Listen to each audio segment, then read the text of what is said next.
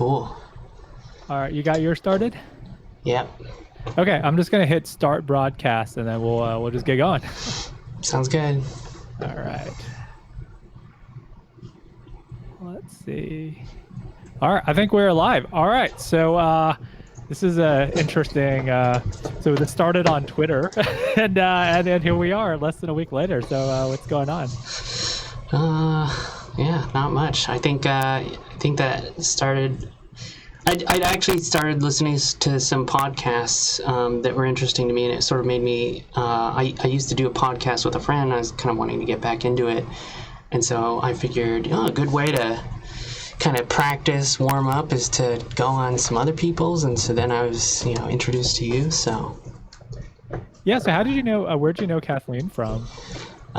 So I went to listen to her episode, and I don't think she mentioned Super Happy Dev House, but that is it seemed actually very relevant to the conversation at the time. But so that was an event that we all kind of organized as kind of like a group of friends that threw together this kind of big hackathon. I don't think of it as a hackathon today because hackathons usually imply competition stuff. This is kind of more of an open-ended, like casual jam kind of co-working event. Kind of before all of that stuff, co-working, and this was in like 2005, and then for about 5 years.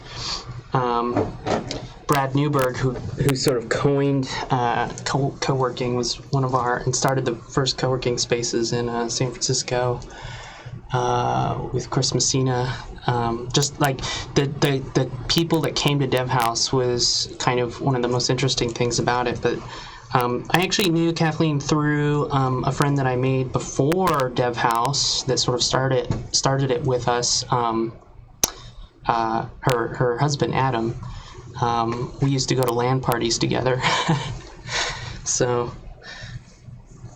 Hey, you're hearing a lot of nostalgia here. So this is like LAN parties, 2005, these sorts of tech meetup, non-hackathon, jams. I mean, that was like way early days, right? Mm-hmm. I mean, that was very early days. Yeah, I like that.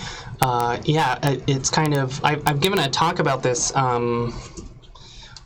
once, and it was kind of interesting to kind of go back and realize, like, that was literally at the dawn of Web 2.0. Like, it was basically like a year or two after Wikipedia came into existence. Like, that's a weird thing. GitHub sort of was not quite even around yet.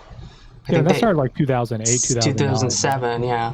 I was actually doing a competitor to GitHub at the time, and actually it led to sort of this, like, the discovery of webhooks or whatever that I started popularizing, which GitHub then started using, and then just because they ended up having a better product, I sort of gave up because I'm not a very competitive person.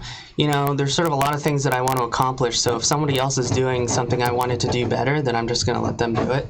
Yeah, I mean, that's a cool theme that we could, float in the air, right? Because this idea that a lot of times, if these inventions or discoveries, as you say, are kind of in the air at that time, right? So multiple people kind of come upon these things, and then it's the ones who are the most business-minded. I mean, Docker is a great example, right? It's the ones who are the most business-minded and have that critical mass around an enterprise business or something that really takes it, or you have a big company backing it. But there are many people around those times playing with these ideas, which is what I find fascinating. Yeah, and most of those people were coming to Dev House. When Twitter was like 5 engineers, they all came to Dev House, and I'm trying to. One of the original architects, Blaine Cook and Chris Messina, who I mentioned, who helped do one of the first co-working spaces, they wrote the spec for OAuth, which is basically how every website shares access with each other now.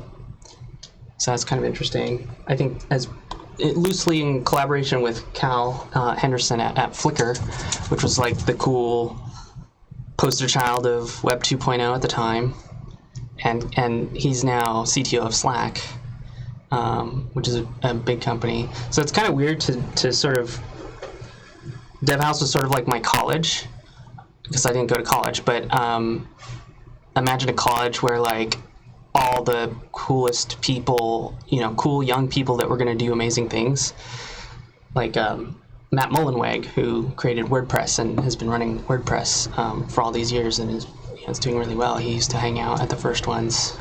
Kevin Rose from Dig came to a bunch. I could go on and on about like the cool people that showed up there. It reminds me of, like in the late 70s, the Homebrew Computer Club in the Bay Area, right? Where the first generation of people were hacking on PCs. It was one of these things, right? For that mid 2000s era. Well, and that was actually the intention. I grew up in San Jose, and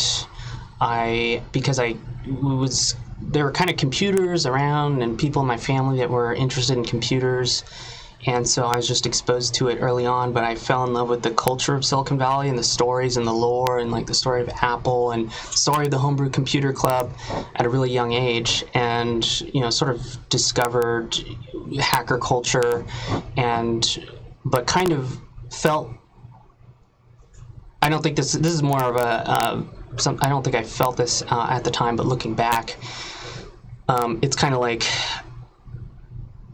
it seemed like something like Homebrew was missing, and I think you could say the same thing now, because what the dynamics of Homebrew was like, it was kind of this casual meetup that everybody came to. There's kind of like a show and tell and kind of a cool like mapping, like getting people to do a quick announcement or ask a question, and this like group of really talented hacker engineers that are sort of there just because they're curious about computers, could help out. And most of those people ended up starting companies, and so because it basically sucked all the energy out of the thing, because everybody that was involved is now doing like companies, and so Homebrew kind of disappeared, and then that spirit was kind of lost to corporations. Like the 90s, there was nothing like Homebrew. There were maybe user meetups, but those were like corporate events, basically marketing events. And then also around 2005, there was a lot of those like event websites. I'm trying to think of like these meetups that were organized by these early Eventbrite or Evite or those. Yeah. I'm trying to remember some of the hip ones that we used, but those led to a lot of meetups that were more like user driven and driven by passion and curiosity than like companies. And because I grew up doing LAN parties, I kind of what had did this. You do at LAN parties? What was your LAN parties about? This is the 90s, I would assume, like kind of late 90s, maybe. Yeah, early 2000s, I think. Okay. So I sort of, my first kind of LAN party experiences. My dad started an internet company in 1994 called GalaxyNet. Good timing. Sort of before the internet, or before the web was really even commercially viable, which it was actually a tip by my grandmother. She was an internet early adopter in the early 90s, maybe even before. So, starting a company at the time, you're probably going to succeed if you're not like terrible, but they did get to a point where they were serving like 1% of the world's internet traffic, which was crazy, like a hosting, through hosting services. But so they had this office, and my dad would hire basically like 19, 20-year-olds, because they were the ones who kind of knew what they were doing, I guess, and all the new technologies. And so I was like 12 or so, mid 90s. So I was hanging out with these big kids that were just having fun at this office, like doing what they love. And we ended up playing games in the office and on the actual LAN. It's like, this is really cool. I started inviting my friends over to the office to play games on the computers that were in the office. My dad kind of let me do whatever I wanted. Awesome. And then and I tried to do my own LAN parties at home, but I had like a really tiny little room, and then basically I started meeting people at school, high school, that were like, oh, I met a senior when I was a sophomore who was like, oh, we throw LAN parties at my house, and they'd have like their garage and the sunroom, and we'd play Counter-Strike, put the two teams in the rooms. Garages are great places. Yeah, this is very California. And then someone there was like, oh, I heard of this other LAN party that's even bigger. It was like 50 people or something in Los Gatos. And so we went to that, and we started going to that, and I met a lot of people that I still work with today. And it was all gaming oriented. It was all gaming. Yeah, but the thing was, like, there was kind of a lot of downtime because, a lot of people like break their machine or they reformatted. Like, I remember being there a lot of the time, just hanging out because, like, my computer broke. Like, it crashed and I'd need to reinstall Windows or something. Yeah. But the thing was that was where you would find people that were interested in technology and computers. And so a small number of those people either went on into IT and DevOps or programming, computer science, including Adam Smith, Kathleen's husband. So that group of people, eventually I was like, well, what if we did this but focus on just like making stuff? And that was DevHouse. So it came out of that same social group. Yeah. Nice. Yeah, that's really awesome. And what's the lineage of DevHouse, over the years? I mean, I've heard of it a long time ago, but I haven't, kept up with that. What's been the lineage and history of that in a nutshell, I guess? That's like a whole thing on its own. Like, there's so many, like, they're mostly like all these little anecdotes, like Facebook's internal hackathons were inspired by DevHouse because one of the product managers or engineering managers came to DevHouse and then was having lunch with Mark Zuckerberg, and he's like, we should do that. And then they started doing them, and it became like a core part of like how they express hacker culture at Facebook. My friend who started Major League Hacking, which is sort of the kind of a group that helps colleges and some high schools do hackathons. It is huge, yeah. It's amazing what they're doing. He's given some talks in which he credited DevHouse as the father of modern hackathon. Which I think is ironic because like the modern hackathon is very different than what DevHouse was. Like you said, it's this competition, very corporate sponsored. It's very, So just kind of brainstorming, nowadays, do you think something in that spirit exists, or is everything just so much about, we're going to do a startup incubator and we're going to, do college competitions for pitching for startups and stuff? Because there's a lot of that. But, do you think there are these pockets that capture that spirit, that non-commercial kind of more independent spirit still? Yeah. Well, I sometimes like to think you might notice I'm distracted by a puppy that I'm dog sitting.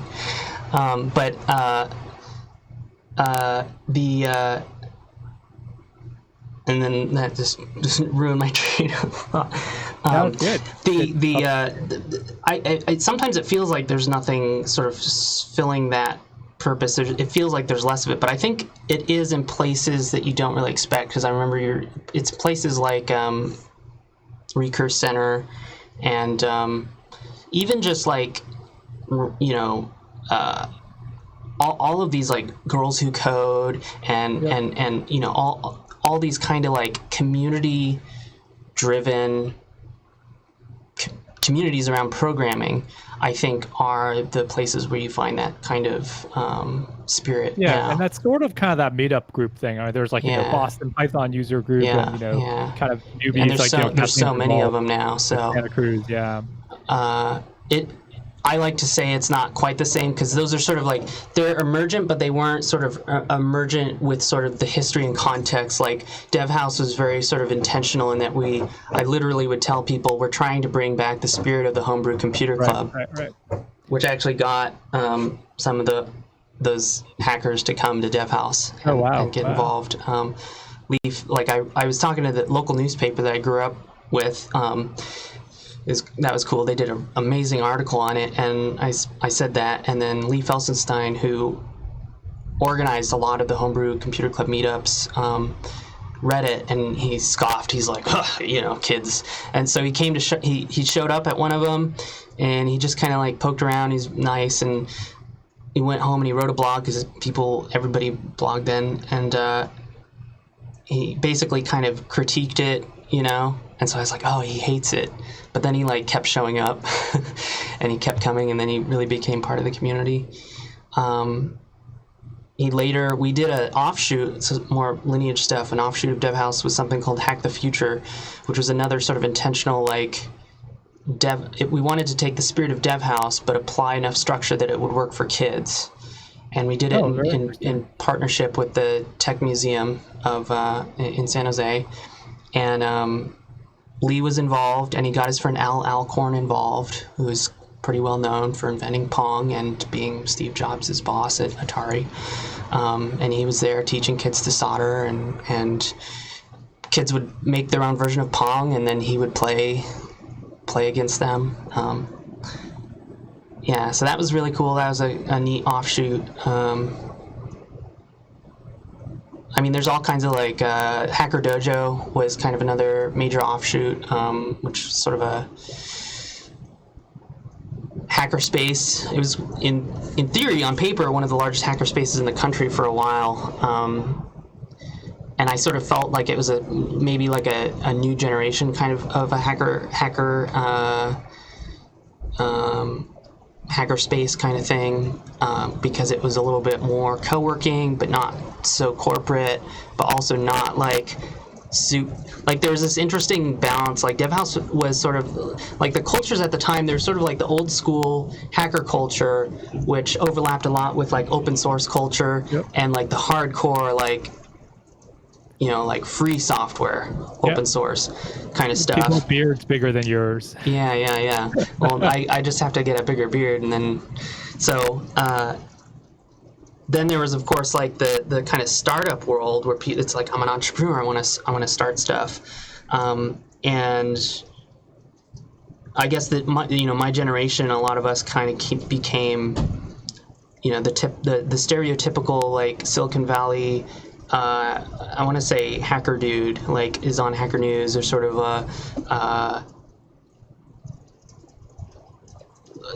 maybe anarcho-capitalist, libertarian types. But DevHouse felt like it was just a mix of all this stuff, because it was we appreciate the history and the culture of hacker culture, and we really focus on that.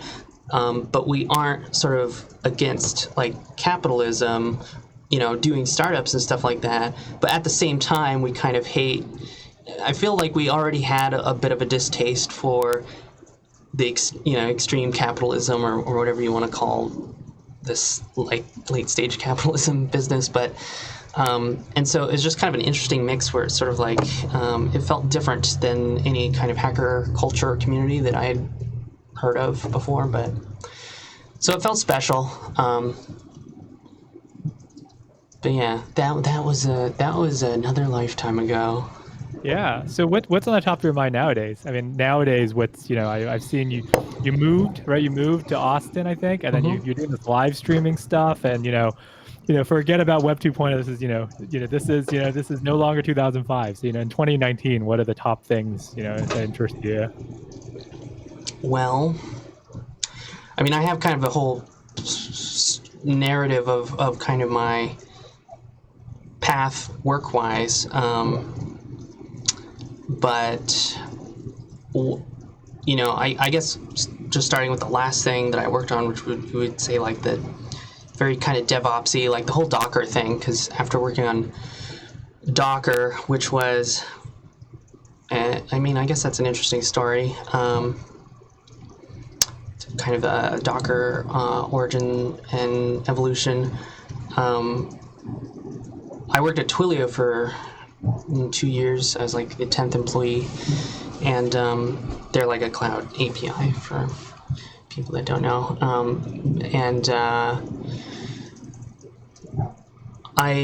That was actually my first full-time job, and I realized that I was actually, before I worked there, I was pretty prolific. I was kind of known as someone to make a bunch of cool stuff, and I realized while working at Twilio, I'd lost that. Like I was doing stuff for the company, and then Right. half of it was so behind the scenes nobody would know, or like the first year I was working on a project that never even shipped. Right. So all your mind, all your mental energies were put toward companies. I mean, which makes sense. Yeah, and that's Intense job. Yeah. there are a lot of other problems with working at a company for me too. Like I think very systemically, and because it's sort of like this is a place where I'm doing my work, I want to take some ownership of that, and so all the company's problems become my problems, and it's very stressful in the chaotic situation of like a growing startup. Yeah, sure. Where everything it's messy. Like you can't do things right. Like stuff is gonna go wrong. But I learned a lot. Like I remember that's where it was almost like more research time for me. Like I learned more about high performance, high scale messaging systems, and a lot more about distributed systems. And that's kind of where I got into a lot of the type of stuff that I would work on afterwards. And at the end of Twilio, and Twilio was already ahead of its time in terms of its system architecture. They had made a very robust system that worked on EC2 before people knew how to do that. Like they built a system that was just fault tolerant.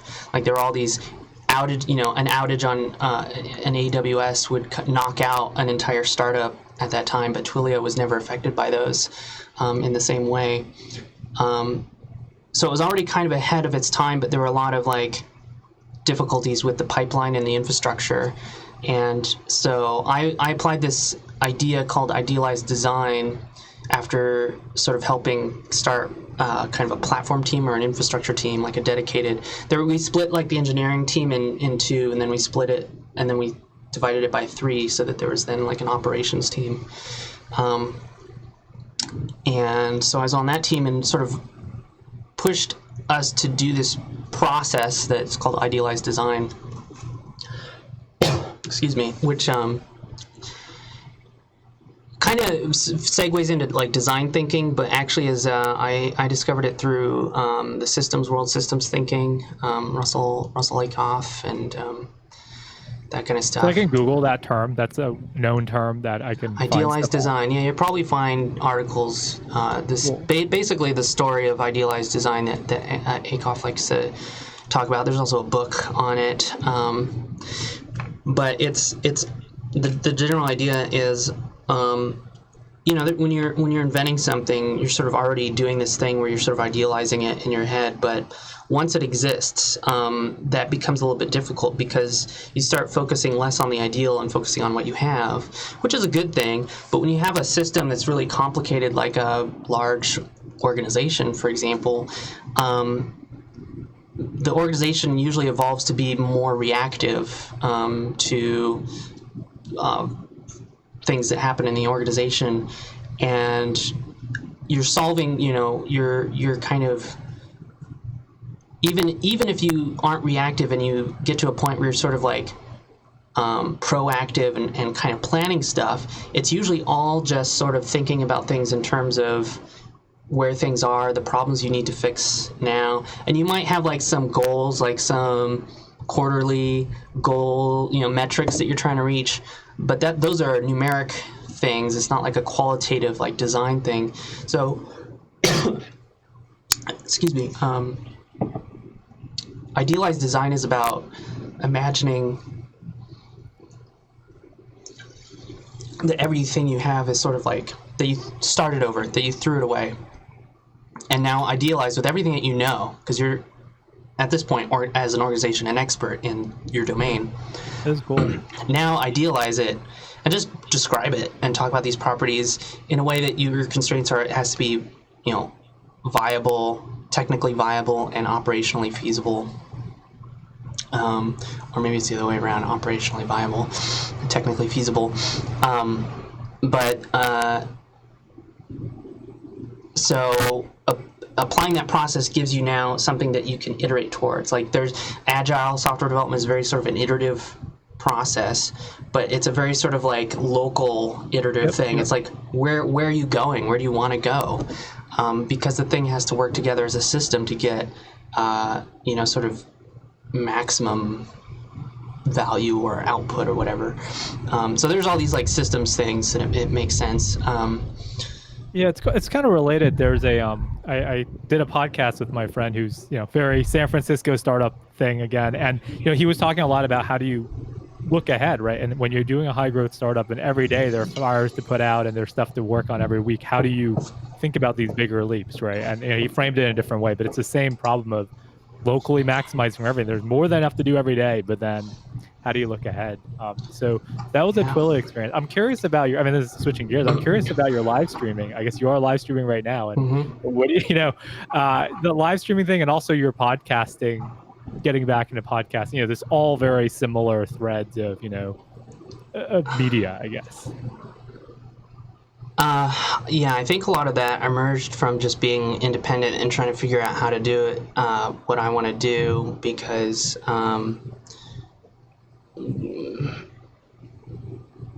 there's a lot of things I want to do personally, creatively, that's just sort of like things I want to create ultimately for myself. And I categorize those things separately from technology that I want to build, which that in itself I have quite, like my big project now that sort of isn't, it's really like a very large scale project. So it's been sort of like in pre-production for a couple years now. And, I think I've described it as trying, like the goal is to be the most useful software in the world. Which, so sort of without context, it's interesting. Just have a landing page, the most used software in the world. But I'm really interested in the idea that computing is special and that we don't really understand. We aren't even really taking advantage of it. Like our idea of computing, most people's, is not really the full potential of what these things can do because of the nature of how we got it to become so ubiquitous. The computer is one of the most amazing tools that we've invented because it's a tool that can become any other tool. And it's a tool that kind of is a compiler for your imagination. Yeah, I like that term. And yet, you can do anything in software, in theory, and yet it's so hard to do so many trivial things, even as a software engineer, but especially as a user. And part of that is just the way the systems that we have are not really, like, in the same way that, like, when the internet came out and the web, it was a very kind of one-way thing. It was all about navigating static hyperlinked sites, and then the whole thing about Web 2.0, which was there's this. It's funny how like the web that we know it today is a huge hack on top of the web as it was intended. The web was not intended to run applications; it was intended to share documents and the document format. Yeah. And so that, to me, that's sort of the nature of like generative technologies. They will find a way. It's sort of the Jurassic Park thing. I saw the web was a hack on top of the internet protocols. So, the original internet, and ARPANET was not meant for thinking about what we have today. Right? Everything was kind of a hack on, and that's why security is such an issue and all the scalability and everything. Anyways, yeah, I like this vision. So keep going. Well, but the specific story of like CGI, like this is a whole like little side story that I don't want to maybe get distracted with, but so I'll leave that. But if like the way CGI was developed is kind of an interesting story, and CGI is the key to dynamic content on the internet. It's how everything it's what enables every web application. That's an interesting story, but so computing as we experience it today, I like to describe it as, I think I borrowed this from Chris Messina, pop computing. It is a commercialized version of computing. It is the computers that we get and the devices that we get are more like souped up appliances. Yep. I finally kind of put this to words recently. What we think of as computer literacy is actually application literacy. Yep. True. You being able to use Excel and Word. Yeah. And True, apps. Yep. to me, true computer literacy involves programming. Being able to fully utilize the computer is an act of programming. Or programming is the act of fully utilizing the computer. And so this kind of ties in, and you might start seeing the connections with your research. But so I find, I guess for a long time, I wanted more people to be programmers. And I don't mean that like I want everybody to become a software engineer.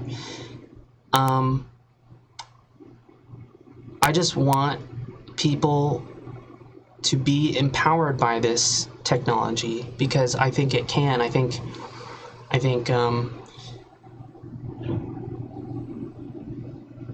again, the Web 2.0 analogy is like after Web 2.0, one of the defining characteristics was it became a two-way conversation because of the web app, because you're able to hack this format to then allow things like being able to post content, use the format to like then post content that changes the content on the page, like posting a forum post or a guest book, early CGI. But in Web 2.0, it was like all these like conversational comments, Flickr, social, everything.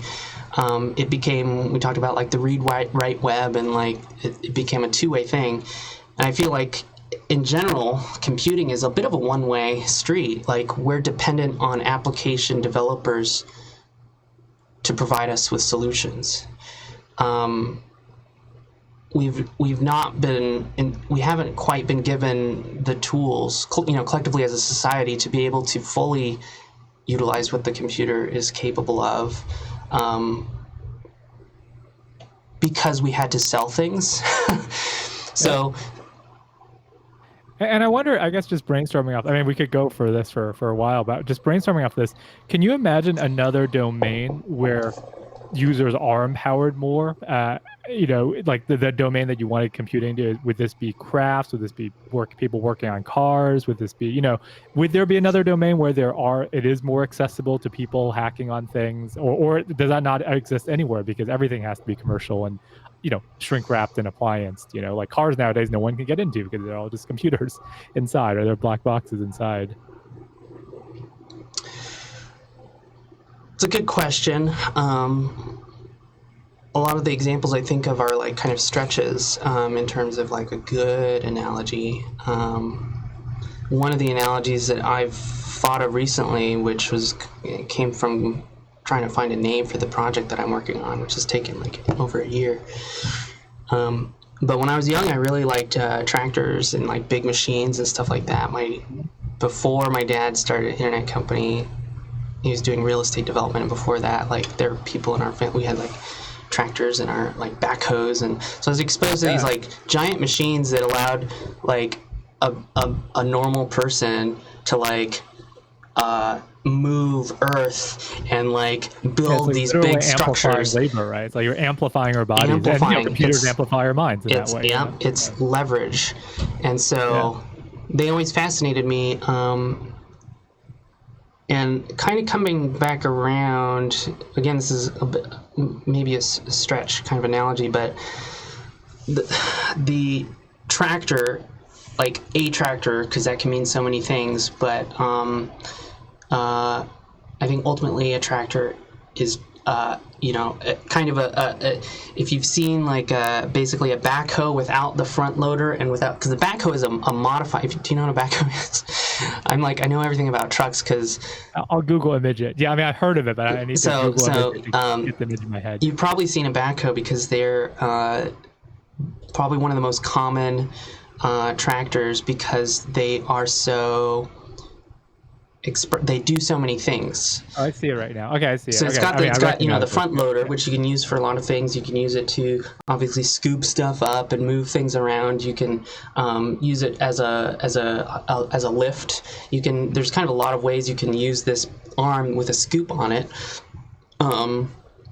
And then on the back, you have this arm, and the arm has a little scoop, and so that has the the ability to like dig holes, right? But cool. you can replace the scoop on that arm to be like a drill or something, and so you can, so it becomes this like, it's almost like a leg. You can snap these different modifiers on it. But even if you take the arm off and you take the front loading thing off, you have a tractor, which is just kind of like, it almost looks like a giant, kind of lawnmower type of, like, it's just a truck, like it's just a thing that it's like a golf cart. But it has like a big, like the defining characteristic characteristic is it has like a lot of torque, like it's got that big wheel in the back, right? Yeah. And because tractor, that concept of a tractor, and I didn't even realize this until I was thinking about it, but like that concept of a tractor, because then a lot of what a tractor is for is to pull stuff. That's why you need the torque. So you might be like pulling a plow or pulling a trailer or all these things. So you get a lot of you get a lot of different types of leverage from this one thing. Is this a good image? I'm trying to look. Is this a representative image I just sent on the chat? Let me see here. Yeah, that is there's the back and the front and the tractor itself. So the idea that these things come off, they're modular.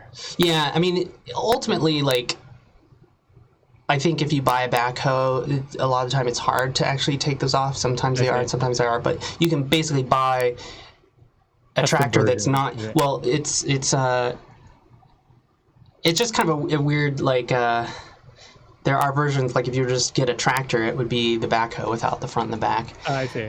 Now I'm on the Caterpillar. I'm just browsing around all the products. It's amazing. All right, anyways. This is like my childhood. My grandmother would take photos of every tractor she saw and then send them. I feel like that helped me develop a sense of taxonomy at a really young age. Yeah.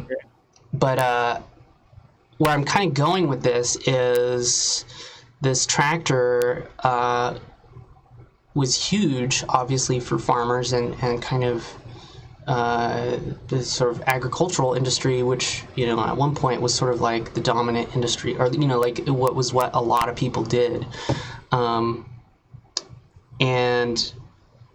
these tractors were kind of like the embodiment of, or the product, or the maybe pinnacle, I don't know, of industrial revolution packaged up in a way that was now personal. Like you might have a farm and you have a tractor, multiple tractors. I see. Because one person could afford it and be privately used. And there's so many things that you could do with it. You could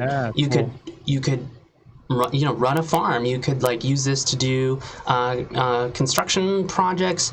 You could be a freelance. You could start a small business being a tractor operator, and sustain yourself using this tool, which is incredibly useful, for a lot of different things. And this is just kind of inspiring. I don't know if you can make the connection to what we were talking about before, but this is just kind of a recent thing that I've been thinking about in terms of what I'm trying to accomplish now. I would like there to be something that actually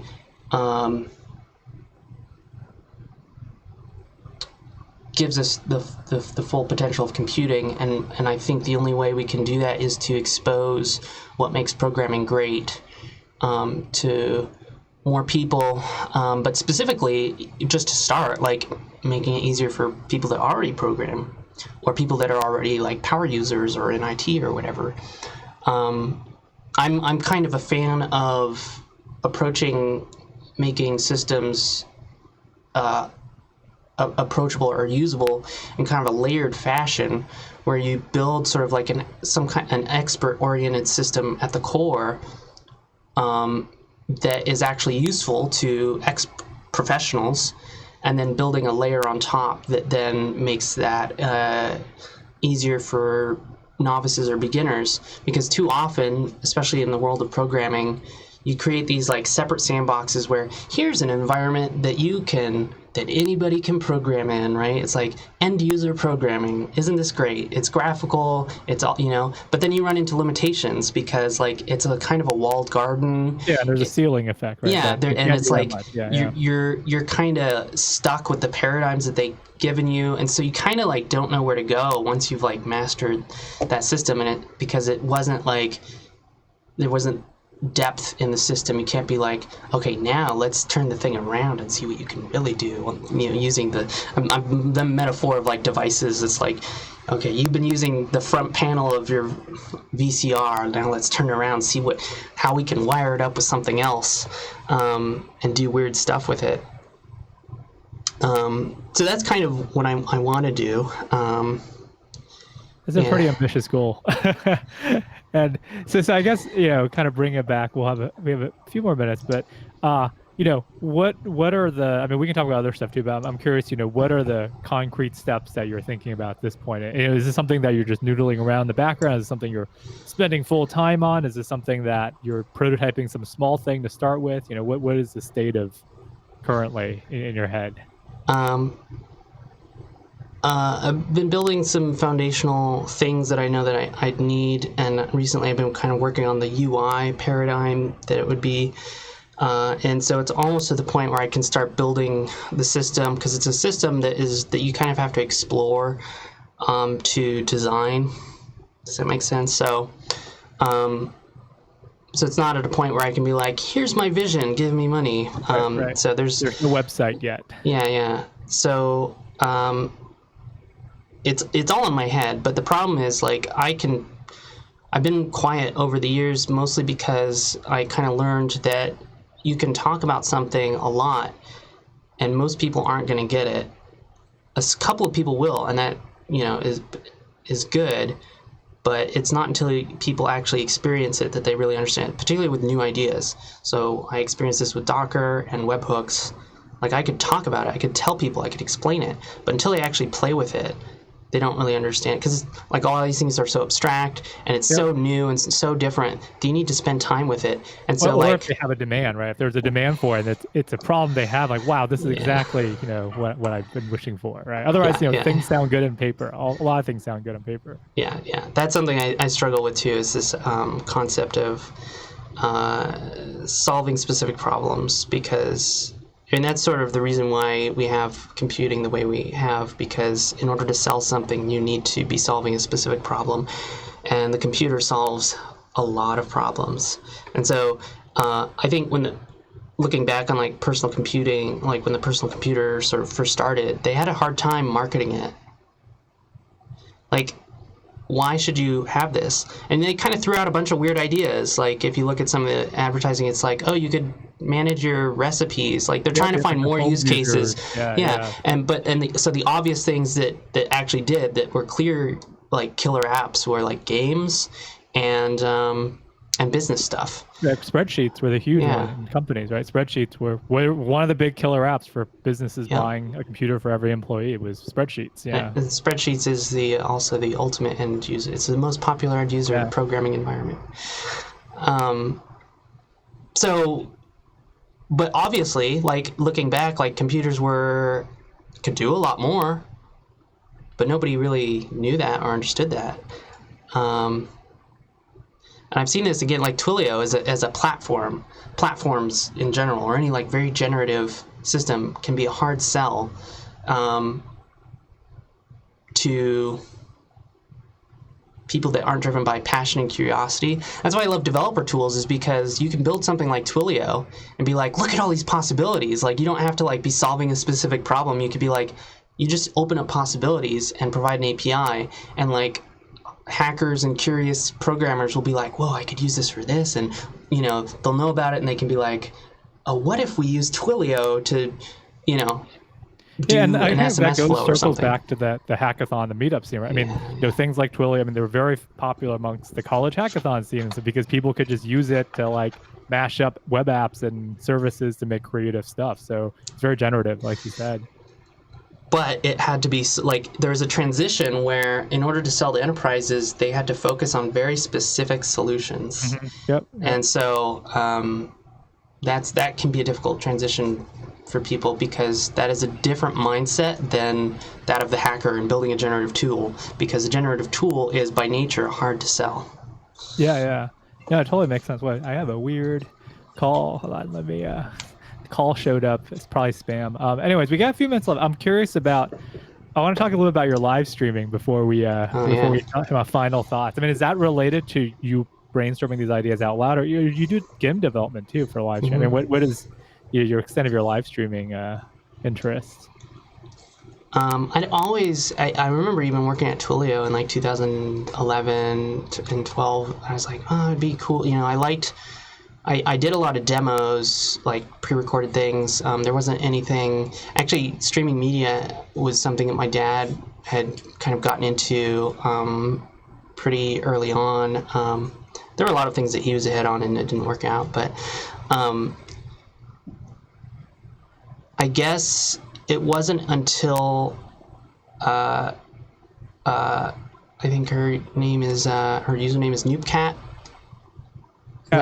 Yes, Susan. Yes, right? Yeah. The live streaming coding. Yeah, I'll link to that. She, I think, influenced a lot of people with her. She just wrote an article about how she's been streaming coding stuff for the past year, and I think that that inspired a lot of people to do it. Plus Twitch, I think people looking at Twitch as kind of an up-and-coming kind of medium in the same way that YouTube was, and it's kind of fun to get in there early, even if you're doing something weird with it, like programming, as opposed to like playing games on there, which is what most people want to see on it. It actually solved a very specific problem, which was giving myself structure. Like in order to build a community in streaming, really anything, you want to have like consistency, like consistent hours and stuff like that. And while you're streaming and it's public, you don't really want to be doing personal stuff like reading your email. So it just became a really useful tool to focus. There became my working hours, basically. So I don't really it's kind of evolving into something that is maybe more a little entertaining as I'm getting comfortable with it, but it has really mostly been a tool for me to be productive consistently. I have a good work ethic, but I also have ADD, and my mind is constantly going in all directions. And so having something like this really helped. I wonder. I'm just brainstorming. Like, part of being in a co-working setting is that there are other people sitting next to you working, even if you're not talking. So I'm wondering if there's these live streams where 4 people just go on Hangouts and you just work. You don't talk to each other, but you're just seeing each other working, and you might take a break and stuff. I wonder if those things exist. Yeah, I've thought about that, and that's kind of how a lot of people use it. At least my stream anyway. People tell me they put my stream on in the background and while they're working. They just do their thing, yeah. Yeah, and they're not even they can chat with me when they want, but otherwise they're just kind of listening, and then if they hear something, they come and look at it. But it's kind of it's a weird one way. It's two-way. You don't see them, right? But you're kind of co-working, and I've also done voice calls while streaming with someone else, and we're sort of co-working. And I want to do more of that, but you're actually pair programming or working on something together. Actually, usually working on something different. Yeah, but you're just kind of there in presence. Yeah. I think those things are really relevant today. I mean, I'm keeping tabs on the live streaming scene. I haven't taken the plunge myself. There's a colleague of mine. I'll show you here. Let me just find the link. 1 second. There's a colleague of mine who's a professor here at UCSD. Also, what he does is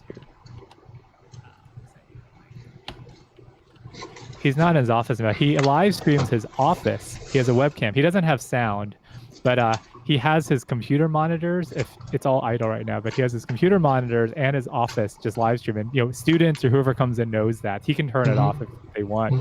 But I think his desktop is small enough that you can't actually read the text, so he makes it low res enough. But you can see what he's doing all day. He's just checking his email. He's coding. He's writing stuff. And then someone comes in and I had him on my podcast, and he's developed a thing where people are comfortable if you have no audio. If you have no audio, they're comfortable, for the most part. And he turns it off if people really want. So it's just more of a performance piece than anything. Yeah. Well, I also really value the community and transparency. I'm working on projects in the open, and it's great to have kind of, if someone's willing or if it catches someone's interest, to get more immediate feedback. Yeah. Some people have also helped me solve problems because of the stream. Like we're following along regularly enough that they could actually tell me how to solve a problem.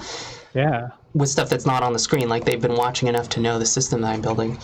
So I love that there's now like an archive of my work on YouTube, and building a community. Yeah, it's all just, I'm trying to build systems to do, I'm sort of applying idealized design to my life. I call it, lifestyle design, to try and find a way to do everything that I want to do on my terms. Yeah. Like I could easily do a VC funded company, but I don't want to do that because I don't appreciate the dynamics of that system, and so I have to find new ways to do things. But I have all kinds of constraints to deal with, like, it's hard to talk about things that don't exist yet, and it's like things that I've done before that I know is difficult. So I'm just trying to find a way to do. So this is kind of my way of just trying to like get by. In the world. I mean, it's your way of thinking out loud too. Yeah. So I guess we got a few minutes left. I'll give you the final word on on whatever's on your mind. I mean, just thinking about what you'd want to do for your own podcast. Just whatever you like to tell the audience, or anything. I got a few more minutes. I guess just like if any of this stuff is interesting, following me on Twitter or on Twitch or on YouTube. All right, I'll link to your Twitch and YouTube. I'll find that. Yeah. I hopefully we can do another one at some point, because I was really actually curious in learning more about your research. Because yeah, we can. I mean, I can come on your podcast. Yeah. Perfect. Yeah. When it's funny because originally, like I was saying, some wires got crossed that were mostly in my head, because I skimmed it and I thought I was going on your podcast, so that's why I sent you a bunch. That's why I sent you a bunch of my stuff, because I thought I was going on your podcast, but that goes the other way around, which is cool as well. So when you have your stuff set up, you should check out some of my other ones. Like, one of the themes that I have has been around, independent creative people, right? I mean, I don't set out to do that, but if you look at the list of people that I talk to, a lot of folks share your sort of mindset is in your, I tend not to, if I had an audience that I wanted to change the world for, it's independent creative people. Yeah. Independent creative. Yeah. And I think, there are more and more of those people in the woodwork, and figuring out how to build community and so is super important. Yeah. So this was fun. I know you have a talk that you're also doing in a bit. What is that? Yeah, I'm giving there's a lecture. Yeah, it's just an orientation talk. That's why I'm on the office on the weekend. I'm never here on the weekend, but it's like for new admitted students and stuff. So I'm just giving a talk about the department and such. I got to actually finish my slides for that. Anyways, it was awesome meeting you and talking to you. We'll go offline. We'll chat for a bit more. But thanks again, Jeff. Cool. All right, this was really good. Let's see. Yep. So we're off, and yeah. Whenever you want, just ping me. I can, come on your podcast to talk about whatever. Great. Yeah, I imagine you're getting tired holding a mic. Yeah, I actually gotta get one of these arms. These things are super cool. You just clamp them on your desk.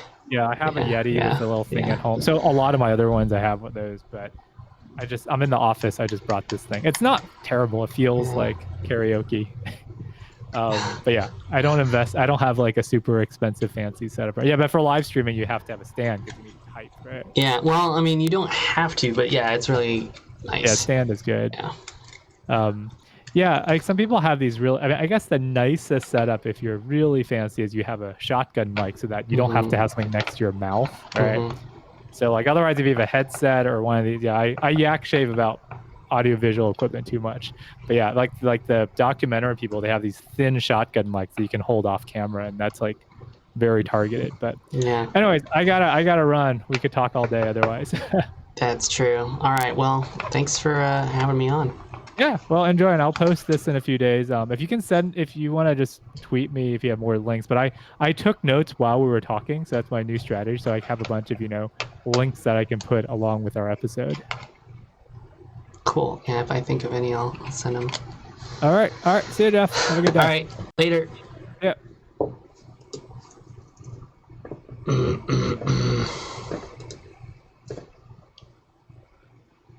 Fun podcast.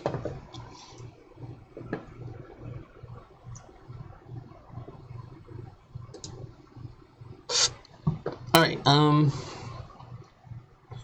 I'm gonna do some Zelda stuff in a bit, but I'll start a new stream for that.